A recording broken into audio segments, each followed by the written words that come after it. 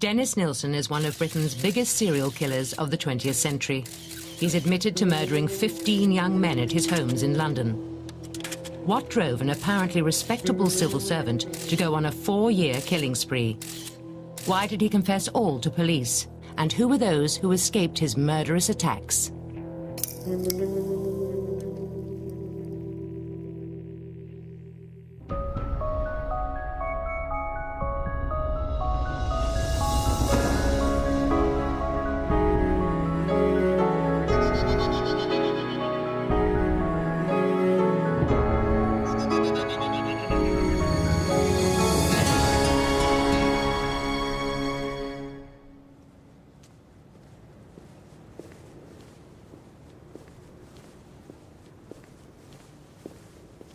Dennis Nilsen always referred to the day of his arrest as the day that help came. He knew the police would be there, and he knew that his life from this day onward would be entirely different, and he was prepared for it. On the 9th of February 1983, police were called to 23 Cranley Gardens in North London. Human remains had been found in the drain leading from Dennis Nilsen's upstairs flat.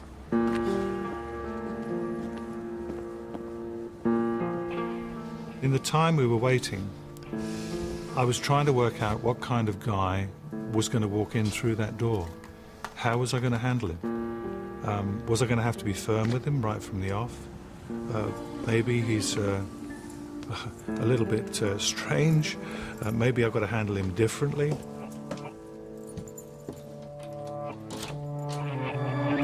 Are you Dennis Nilsen? Yes. I'm Detective Chief Inspector Jay from Hornsey Police Station. I've come about your drains. Since when have the police been interested in blocked drains? I'm upstairs and I'll tell you. His manner was calm. He was quite relaxed. By the way, these are my colleagues. The health inspectors? No, they're police officers. This is Detective Inspector McCusker and this is Detective Butler. He looked like Mr. Ordinary. He had a suit on. He had steel-rimmed spectacles. In the context of what he'd done, he was frighteningly normal.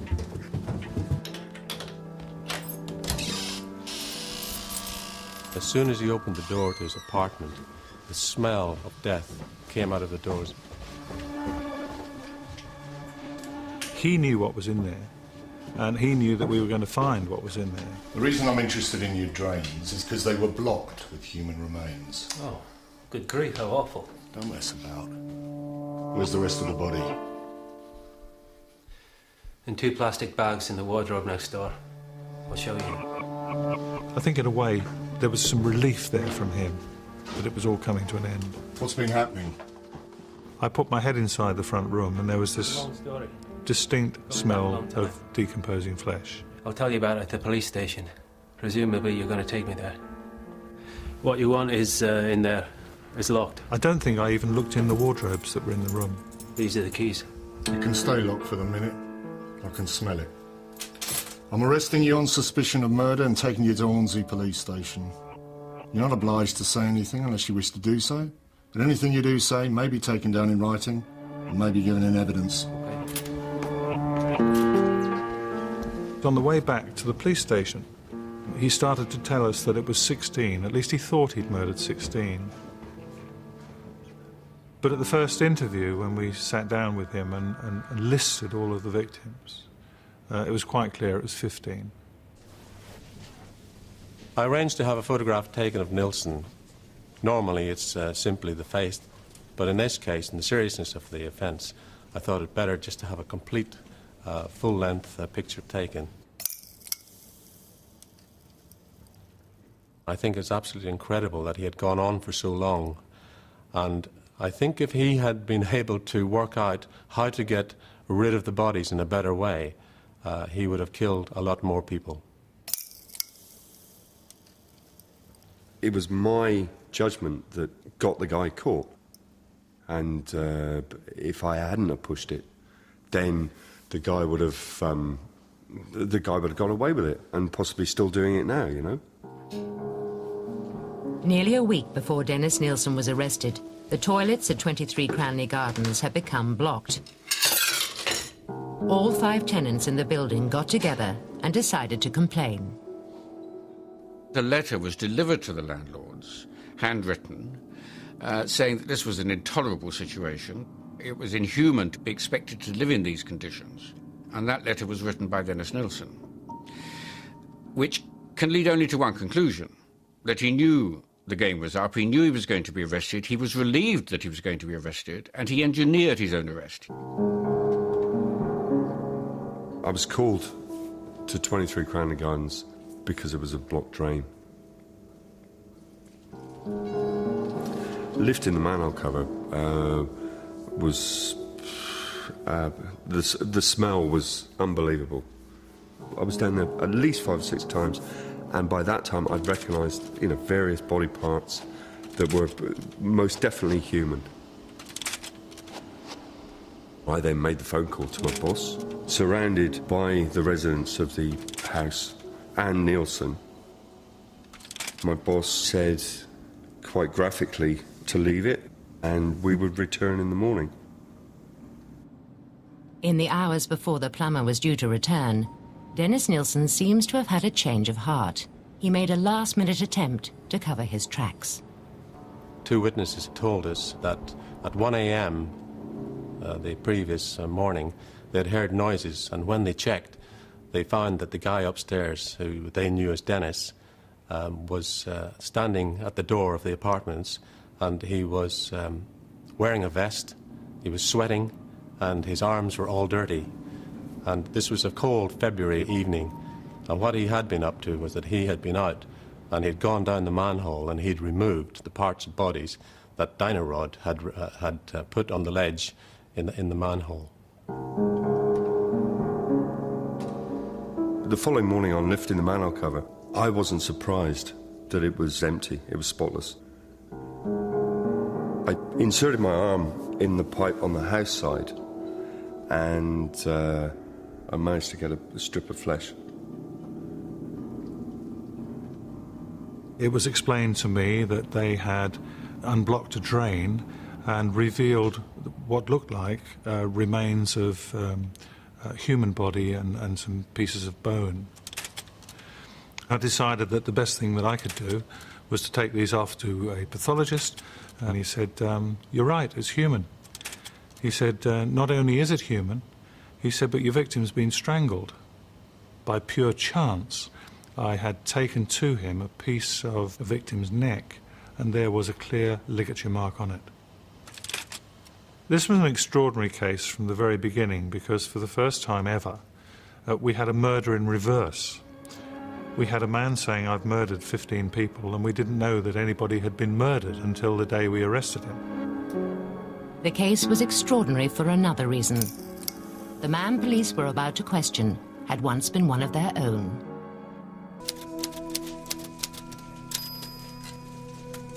News of the sensational discovery at Cranley Gardens hit the newspapers within 24 hours. Detectives suspected the information had leaked from the police station, but the tip-off had come from the plumber. The story had to be told. It was just horrific. I rang the guys from the Mirror. They were round at my house within half an hour. All I got paid for that was 300 and something pounds. It was nothing. The Mirror was the only paper to use the story on day one. On day two, everybody used the story. We were conscious of the fact that we had the world's press looking at us, and we wanted to get it right. Peter Jay was one of 2 officers who interviewed Dennis Nilsen 16 times over a total of 31 hours. We had decided that there was a risk with Nilsen, that he might suddenly flip and we may not get all of the information out of him that we wanted. I must first remind you that you are under caution, which means you're not obliged to say anything unless you wish to do so. So we set up a little interview situation in my office, and we treated him with kid gloves. I think Nilsen enjoyed having an audience, and I think he had a live audience for the first time in his life. And he was able to control the police and have them there and keep them interested in what he was saying, and I think that really feeds into his ego quite a bit. Do you understand the caution? Yes. Yesterday evening with other officers, I went to your flat, where in the front room, in a wardrobe, we found 2 plastic bags, which we took to Hornsey Mortuary.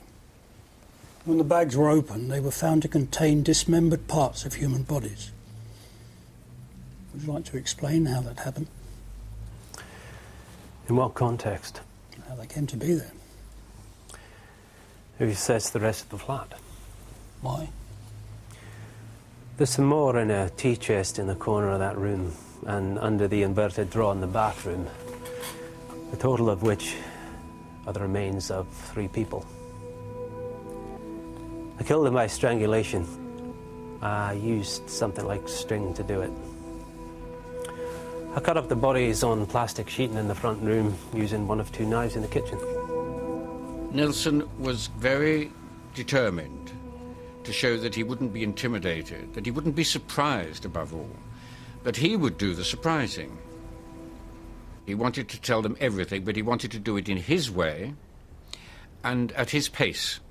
If you've got a serial killer, you think you're going to be facing somebody with evil eyes or someone who has an aggressive look about him. But he didn't have that at all. He was relaxed, he spoke clearly. He's quite an articulate sort of guy. It was very, very hard to associate what he'd done with Nilsen the man. We're dealing with Cranley Gardens. I understand that you told my officers that you had previously lived at Willesden Green. Yes, 195 Melrose Avenue, NW2, where I occupied the rear ground floor flat with exclusive use of the garden. What will we find there? Unless the site has been completely cleared by contractors, there should be much evidence of bone ash in 3 locations, which are the remains of 12 or 13 people. Nilsen had lived at Melrose Avenue for 6 years. He drew a map of the garden there to show police where he'd burnt his victims. As detectives moved to their second crime scene, the media followed. The story was dominating the newspapers, and Nilsen was becoming increasingly fascinated by the coverage. He asked me about the publicity, was there much? And I told him that there had been considerable publicity about the case. Why he wanted to read about himself, I really don't know. Whether he was now starting to enjoy the thought of notoriety. Maybe there was an element of that.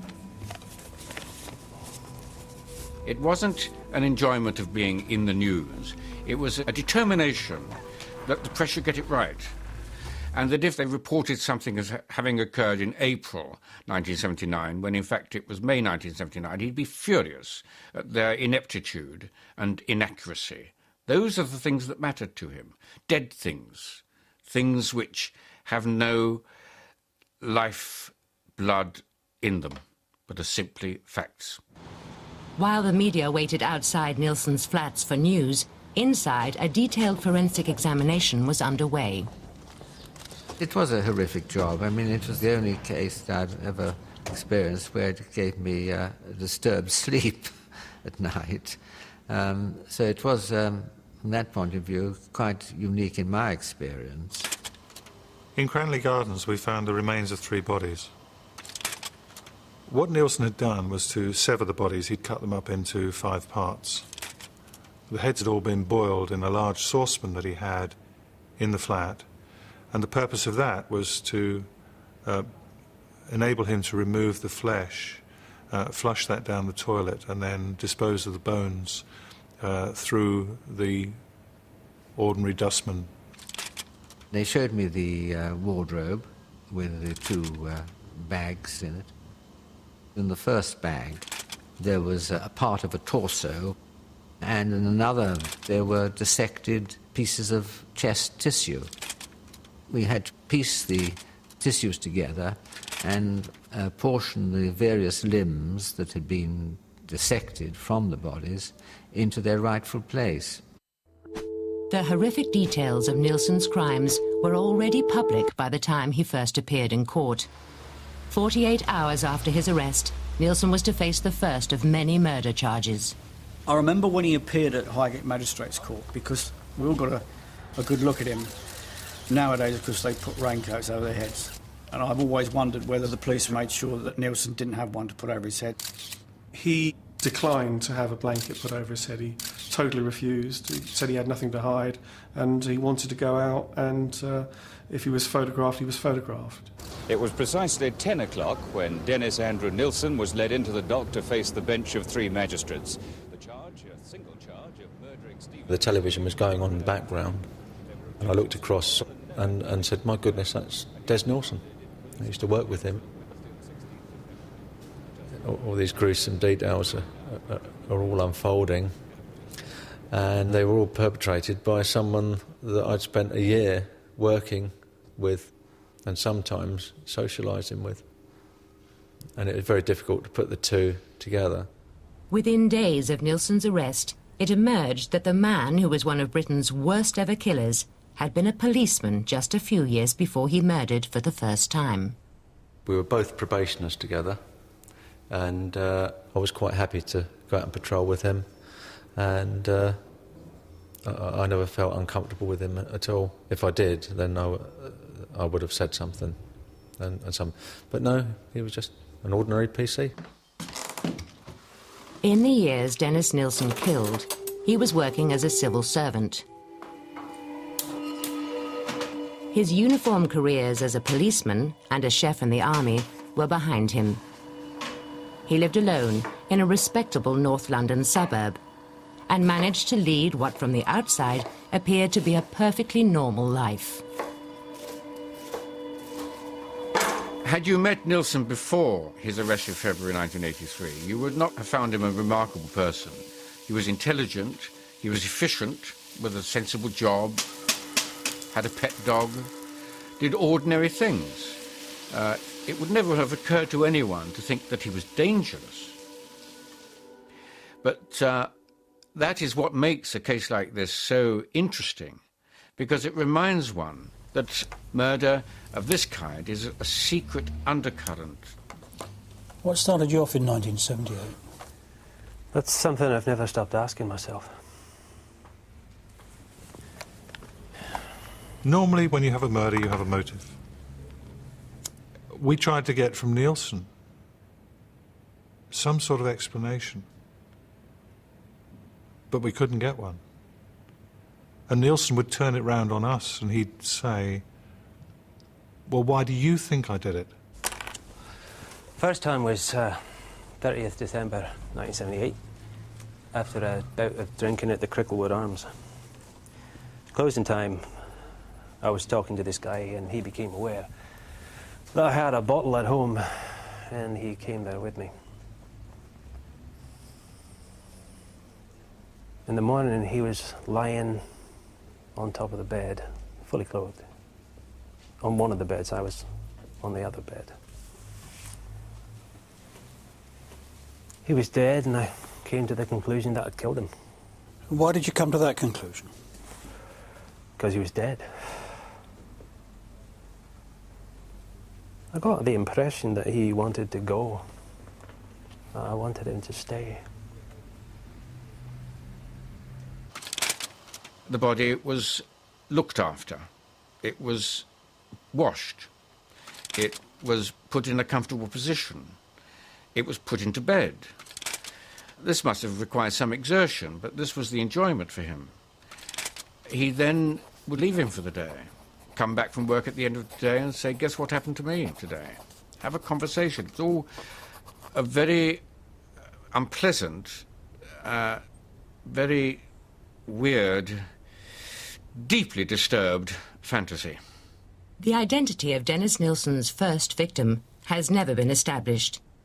His second, 23-year-old Kenneth Ockenden, had gone missing in December 1979. He'd been the subject of a high-profile missing persons campaign, but he was killed the day he disappeared. Of the people that you killed in Melrose Avenue, can you remember the names? Yes, about 3. The second one was Ken Ockenden. His story was on TV. Kenneth James Ockenden emigrated to Canada with his parents in 1970. A quiet, neat, precise man, he was interested in photography and rock music. He stayed for a while in a hotel in London's King's Cross area, until one damp and overcast Monday morning, shortly before he was due to return to Canada, he simply went missing. Ken was a tourist on holiday, alone in London. He met Nilsen one lunchtime in a pub. For one reason or another, they went back to Nilsen's flat, and I think Nilsen said he cooked him something to eat. On the 3rd of December 1979, Kenneth Ockenden left his hotel at between 9 and 10 in the morning. It was the last time he was positively seen alive. Ockenden announced that he was going to go home, if not that night, then the next morning, and that would be the end of the relationship. This, to Nilsen, was the red rag, because it was going to remove from his control, from his decision, whether or not this friendship should continue. Ken was sitting in Nilsen's flat, having a drink, listening to music, had some headphones on. Nilsen got hold of the wires on the headphones and strangled him. In December of last year, the police said there was a strong possibility that Kenneth Ockenden had been murdered. There has, up until now, been no trace of the missing man. Ockenden was killed in order that he should be kept, in order that Nilsen should exercise his right, in his warped mind, to decide that this is somebody whose company he wanted to keep. In relation to the victims of Dennis Nilsen, they have been perceived by the press as misfits, and sometimes, there's a perception that they're all homosexual, but this wasn't the case. Some were tramps, some were homosexual, some were rent boys, some were completely straight people that had gone back to his house, and he was a trained chef, and one of his ploys would be, come back to my place for a meal, I'll give you a decent meal. Martin would always say, oh, I'm in catering, I like doing this cookery and whatever. He used to do most of the meals, especially at Christmas time, the Christmas dinners. Martin Duffy was Dennis Nilsen's third and youngest victim. He met his killer on a train to London in May 1980. He was only 16 years old when he died. Nobody bothered whether they went missing or not. That was what Nilsen said. They don't care about them. Nobody's bothered them. They don't even look for them. How does he know? Did he know that I spent 2 years trying to find traces of Martin? Remember, on what would have been his 18th birthday, I bought a birthday card and I sat in a cafe downtown and wrote on it as though I was talking to him. It's your 18th birthday. If this ever finds you, then, where have you been? How are you? Whatever. And all that. It's just something you did just to do something, I suppose. Everybody seems to lump them all together as homeless drifters, homosexuals, rent boys, the meat rack in London. All these phrases come trotting out again. And you think, what the hell? What? Why? Why me? Martin Duffy was one of only 4 victims whose full name Dennis Nilsen remembered. The police had to find other ways to identify the remaining 11. They spent much of the next year trying to turn the numbers on their victim list into names. And they delved deeper into the incredible background of their serial killer. Dennis Nilsen couldn't remember the names of most of his victims. The police were able to uncover the identities of some, but to this day, 8 of the men Nilsen claimed to have killed and burnt at Melrose Avenue remain unidentified. The evidence from Melrose Avenue consisted of several thousand broken, charred, blackened fragments of bone. An anatomist found that there were 6 bones from the lower end of one arm. So she was able to say without doubt that there were, academically, 6 people involved in the deaths that occurred at Melrose Avenue. We had perhaps more hopes of identifying more of the victims than we actually did. At Cranley Gardens, there was more for the medical team to go on. One of the bodies from Cranley Gardens had the scar on both sides of the jaw from an old fracture. The police checked the missing persons list, and they found that there was a man, Graham Allen, who, according to his girlfriend, had been involved in a fight. With the help of the odontologist, we were able to fit a denture which he should have collected from his dentist, but had never done so. There was no doubt about it that this was Graham Allen. Graham Allen was 28 and on a missing persons list when he met Nilsen in the West End of London. He went back with him to Cranley Gardens and was killed that night. There was only one victim where identification of cause of death was made, and that was in the case of Stephen Sinclair, where massive hemorrhages in the skin of the face are clearly indication of strangulation. Stephen Sinclair was Dennis Nilsen's last victim. He was jobless, homeless, and 20 years old. He was murdered just a week before Nilsen's arrest. We had to take Nilsen's word for it that he'd strangled his victims.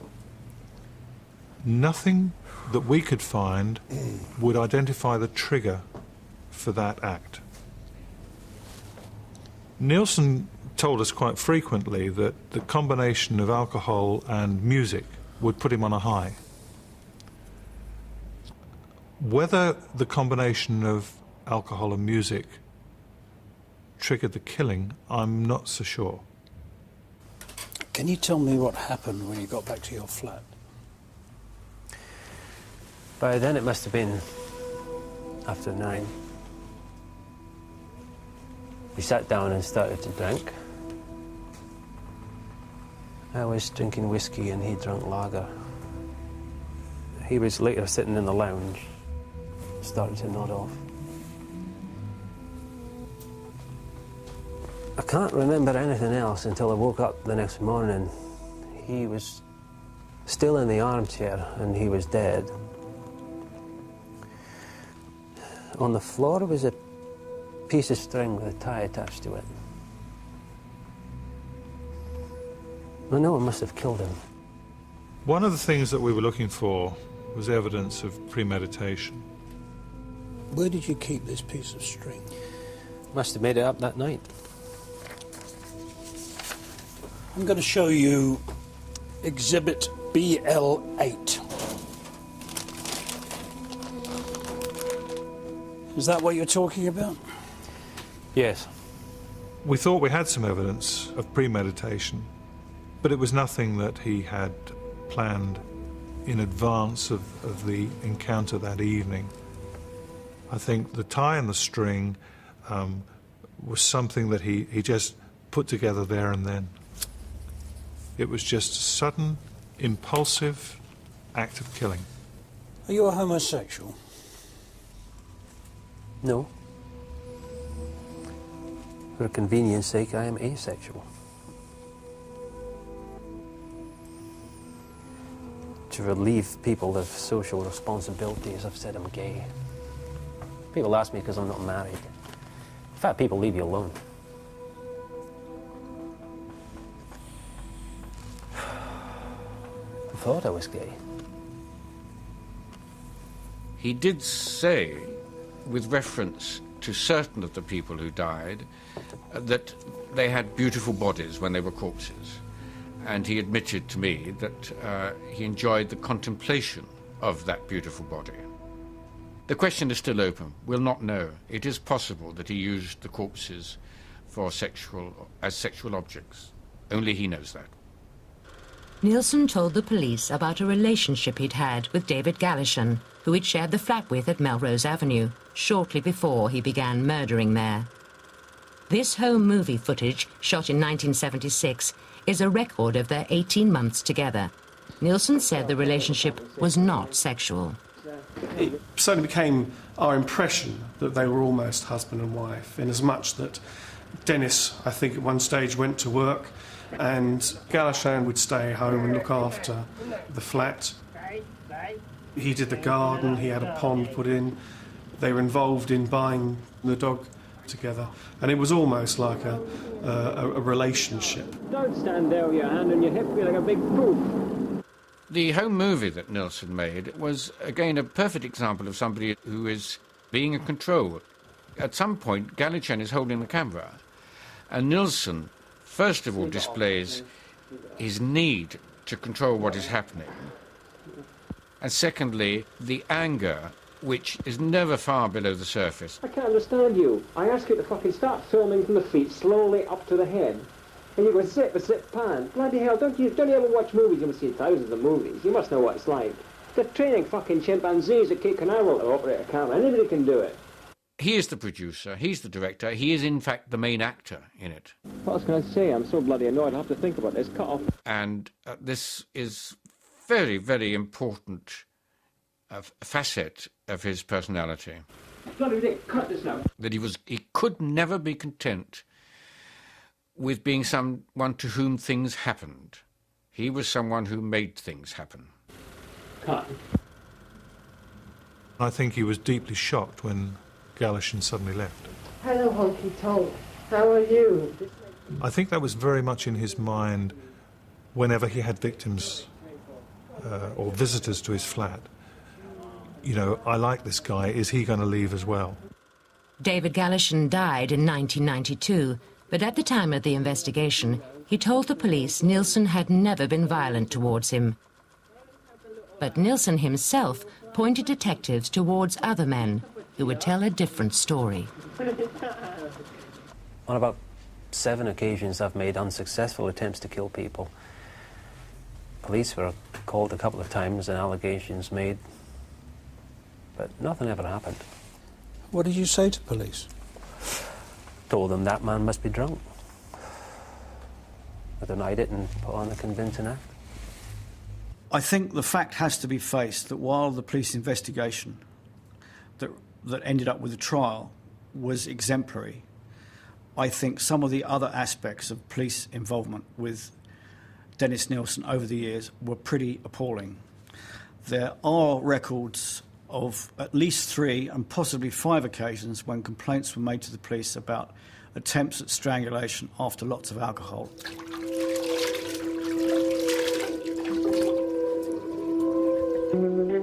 We could see that at some stage someone was going to accuse the police of not doing its job, that Nilsen should have been caught earlier. We went through all of those incidents with a fine-tooth comb, and we were happy at the end that, albeit with hindsight, there was a hell of a lot going on. There was no way that anyone could have known that anything as serious as this was happening. I think if you get some half-drunk, hysterical homosexual coming to a police station in the early hours of the morning, I don't think they'd necessarily be treated terribly seriously. The men who'd escaped Nilsen's attacks became the focus of the murder investigation. Nilsen gave us a lot of information about people that he had attempted to strangle, and for one reason or another they'd got away. And that was very, very useful for us, because we were still looking for a motive. He was leading us to live witnesses.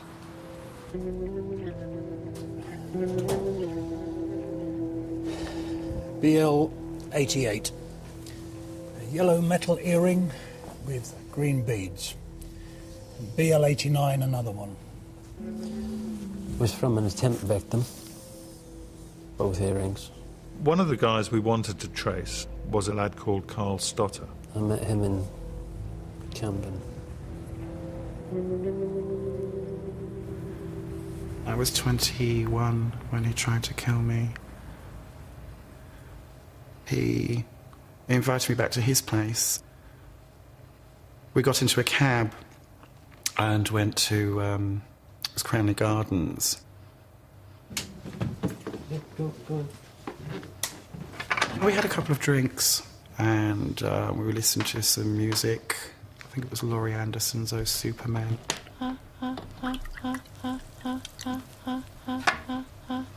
Oh, Superman. It seemed like an old house. There was sort of like a smell in the house, which I put down to age. He said he had a dog, so I thought maybe, doggy smells. But it wasn't sort of like anything that really sort of like bothered me at the time. Obviously what I didn't realise was that there was decaying bodies in the house. We went to bed. There was a little bit of physical contact, not much. And he told me to be careful of the sleeping bag zip, which had sort of like come away from the sleeping bag, because I might get caught up in it. This is the I woke up with the sleeping bag zip around my neck, and as I put my hands up to feel where the pressure was coming from, I thought Nilsen was trying to help me out of the zip. And then the next thing I remember is being immersed in cold water, which was when he tried to drown me.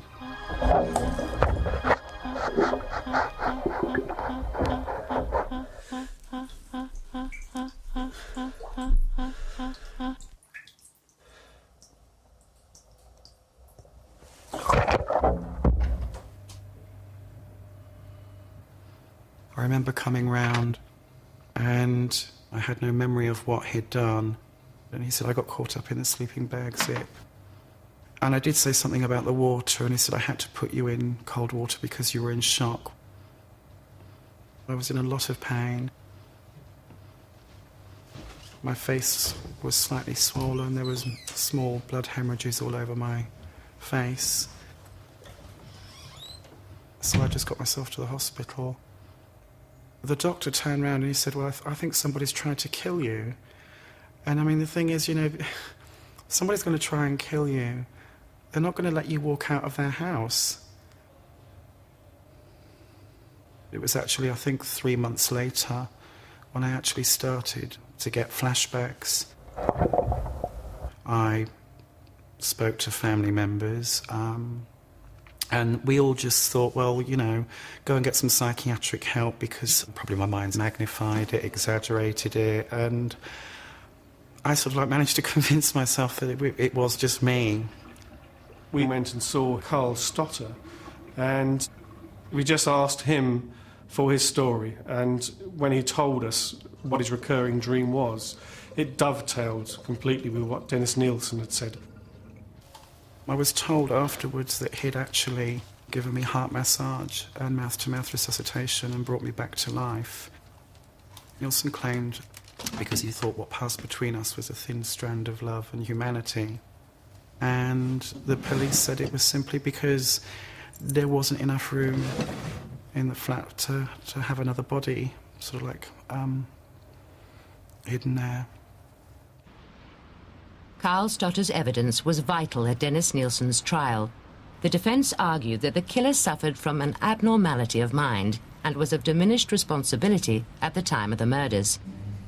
The confession Nilsen gave to the police in the days after his arrest provided the backbone for the prosecution case. We read out the notes of all of the interviews in open court. I think people were just generally staggered by what he'd done, finding it hard to grasp. The jury had to decide, was Nilsen mad or bad? It ended up with one psychiatrist, that was our psychiatrist, saying that he was perfectly sane. One said he wasn't. And the third one, after cross-examination at the Old Bailey, said that he couldn't be absolutely sure. So we ended up with a draw. I was crucial to the case in proving that he was not of diminished responsibility at the time. That's why he warned me about the zip on the sleeping bag, because it was his intention to kill me. He went out to look for a victim, and he found one.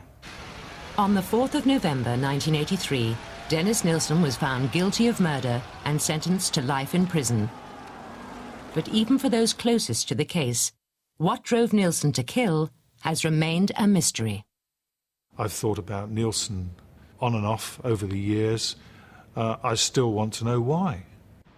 The jurors at Dennis Nilsen's trial were expected to take a few hours to decide whether he was sane or not. but it was 2 days before they returned their verdict. By a majority of 10 to 2, they decided that Nilsen should be held fully accountable for his actions. To be insane, you have got to either not know what you're doing when you're doing it, or to know what you're doing but not know that it's wrong. Now, Nilsen knew what he was doing, and he knew it was wrong. So, ergo, he is sane. At the same time, he was able to put the head of somebody he'd known, the severed head, into a cooking pot on the stove. He was able to keep it simmering all night. He was able the next morning at breakfast to pour himself a cup of coffee and to butter a slice of toast, and at the same time turn up the heat to make sure the head was simmering properly. Now that is completely mad. I think if you're looking at it in terms of mental health legislation, if he isn't suffering from clearly defined psychiatric illness, then he can't be seen as mentally ill. The problem is, you either have a personality disorder or you don't. And if you have a personality disorder, you fit into a particular box. And Nilsen didn't really fit into any one of the known boxes. In 1985, Brian Masters published his book on Nilsen's case, Killing for Company. He'd been corresponding with Nilsen since the weeks after the arrest. Not knowing that one could not approach somebody awaiting trial on a capital charge, I wrote to him. He did reply, and his first letter haunted me for weeks afterwards, because it said, "Dear Mr. Masters, I pass the burden of my life onto your shoulders." In prison, Nilsen filled 50 notebooks with writings and drawings for the author to study. They contain clues which may point to the roots of Nilsen's killing addiction. Nilsen always had a camera from his teenage years onwards. And the camera for him was a way of stopping people from moving about. He would photograph people and encapsulate them, and as a butterfly is pinned to a board, they were pinned to a photograph. And he even got to the point when he was in the army of getting his friends to lie down and pretend they'd been shot. He then escalated still further by putting makeup on himself to make himself look dead and placing himself in front of the mirror so that he could fantasize that that was a corpse. So the murders were the final point of the escalation of this fantasy. He was, I'm afraid, completely taken with the notion of death, of corpses, of dead people, of immovability. Nilsen's fascination with death was fed by his experiences in the army and the police force. Des and I were called to deal with a sudden death, and on the way back he said, "Isn't it strange that none of us can actually visualise our own death?" And it was a strange statement to make. I'm convinced that Nilsen's distorted love of death began when he was 6 years old. The only person he did have a tactile relationship with was his grandfather. One day he was asked, did he want to see his grandfather? He said, "Oh, yes." And he was taken into the kitchen, and on the kitchen table was a long box, and in it was his grandfather lying. Nobody had prepared him for the fact that this was going to be a dead grandfather. So his understanding of love, which had been concentrated on that man, and his understanding of death, which was now concentrated on that body, fused. The most traumatic event of my life was being carried into the room where I was born to look upon my grandfather lying dead in the coffin. I must have subconsciously wished to be in the tomb with my grandfather. When you read material by offenders, you take a lot of it with a pinch of salt. But at the same time, that doesn't mean to say you dismiss it. I think Nilsen has understood himself quite a bit in what he's talking about, but by actually, in a way, psychologizing it, it's almost like trying to justify it and attribute a blame for it. In my experience, with a lot of offenders, when they're in prison, they are unable to carry out their crimes. And the only way that they are able to do this is by writing about them and constantly reliving them and dramatising them. I think one of the outstanding characteristics of his drawings are the childlike quality about them. It's quite almost a symbolic presentation of how he sees himself, the unhappy little boy. So in a way he's looking for sympathy.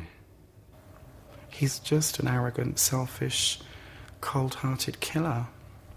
All anybody seemed to be concerned about mostly was the fact that he'd dismembered bodies and left them lying around in the flat. That was the sort of shocking thing. Nobody was really that concerned by the fact that he'd murdered and butchered all these homosexuals. But they weren't all homosexuals, they weren't all gay, they weren't all homeless, you know. These were still human lives who didn't deserve to have that happen to them.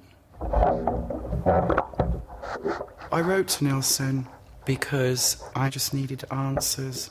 Mostly, why did you do this? And I got no answers from him. Dennis Nilsen is serving his sentence at Full Sutton Prison near York. Over the last 11 years, he's written 3 volumes of an autobiography. In 2001, the prison authorities took possession of his manuscript.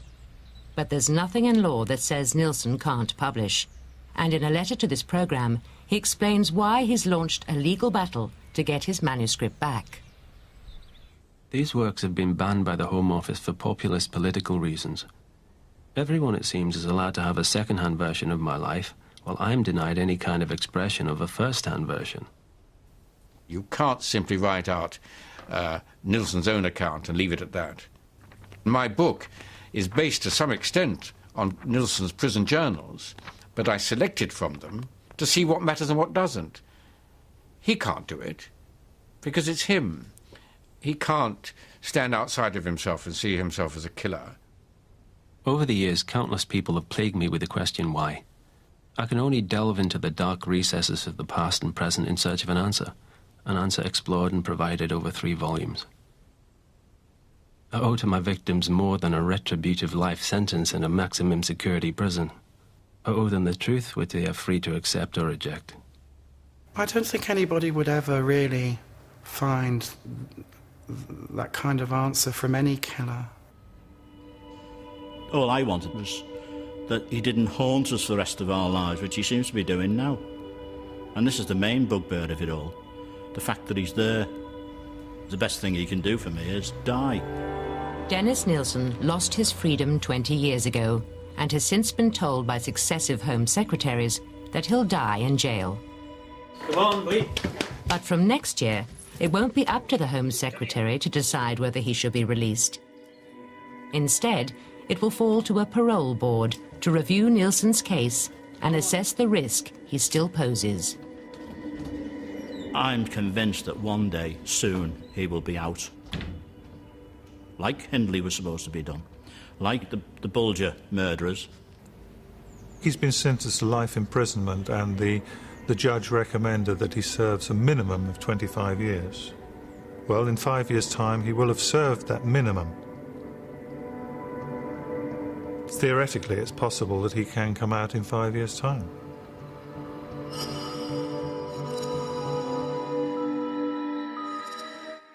With plenty of suspects for the murder of a very unpopular man, it could be a slow process of elimination to who it is.